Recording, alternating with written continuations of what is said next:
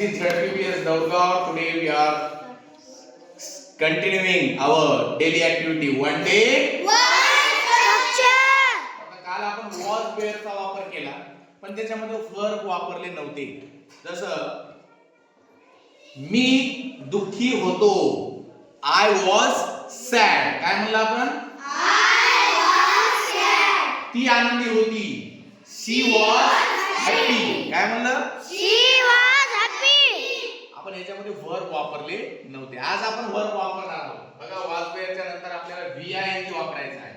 VING म्हणजे क्रियापदाचं चौथं रूप. कितवं रूप? चौथं रूप. आणि आज आपला जो वन डे वन स्ट्रक्चरचा डे आहे तो आहे 50. किती? 50 म्हणजे 50. या ठिकाणी आपले स्ट्रक्चर्स कंप्लीट आज होणार आहे. एकदा जोरदार टाळ्या वाजवा तुमच्यासाठी.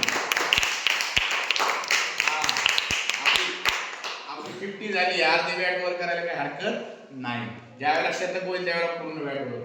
ठीक आहे. बघा आज आपण was where चा वापर करणार आहे आणि त्याच्यासोबत ing म्हणजे एखादी भूतकाळात घडत असलेली क्रिया आपल्याला सांगायची. जसं मी जेवण करत होतो.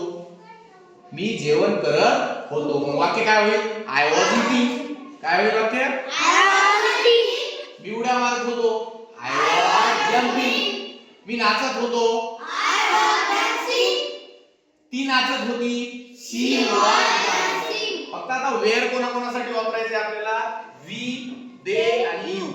आणि त्याचबरोबर एकापेक्षा जास्त नाव नसतील तर आपल्याला वेअर वापरायचे. जसं माऊली and Samarth wear swimming.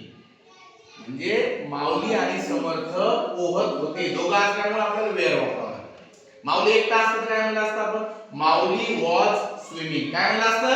Mauli was swimming. दोघं असल्यामुळे काय वापरावं लागलं आपल्याला? माऊली अँड समर्थ वेअर स्विमिंग. हे दोघं जण असल्यामुळे वेअर वापरावं लागलं. बघा अनेक वचनासाठी आपल्याला वेअर वापरावं लागलं. ठीक आहे. आता काही वाक्य मी तुम्हाला विचारतो, तुम्ही मला सांगायचं. ठीक आहे. सांगा. मी क्रिकेट खेळत होतो. सांगा. I was playing cricket. पुन्हा एकदा सांगा. I was playing cricket. Very good. I was playing cricket. आता तुम्ही सांगा मला, तो आंबा खात होता. तो आंबा खात होता. चुकलं तर चुकलं. तो आंबा खात होता. सांगा माऊली. He was eating mango. मोठ्या सांगा. He was eating mango. शाबास. He was eating mango. आता सांगा मला, ती झाडावर चढत होती. हा सांगा तुम्ही. ती झाडावर चढत होती. She was climbing on the climbing. she was climbing on the tree. मोठ्या सांगा जरा. She was climbing on the tree. She was climbing on the tree. आई ने लावायचं आपल्याला. क्लाइंबचं क्लाइम्बिंग करायचं. ठीक आहे. आता सांगा की एखादा जर समजा वासरू उड्या मारते आणि आपल्याला म्हणायचंय की तो उड्या मारत होता. तो उड्या मारत होता. कोण सांगतं? It was jumping. मोठ्या सांगा. It was jumping. It was jumping. आता आपल्याला म्हणायचंय की रोहन पतंग उडवत होता.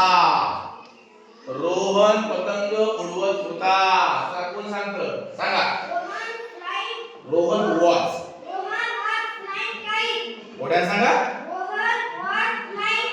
Very good. Rohan was flying kite. आता आपल्याला असं म्हणायचंय की आम्ही अभ्यास करत होतो. चला हा इकडं तेजस्विनी सांगा. आम्ही अभ्यास करत होतो. We were studying. आणखी मोठ्या सांगा जर आवाज गेला पाहिजे. We were studying. Studying. Studying. म्हणा मोठ्या ना. We were studying. We were studying. We were studying. आता आपल्याला म्हणायचंय की ते इंग्रजी शिकवत होते.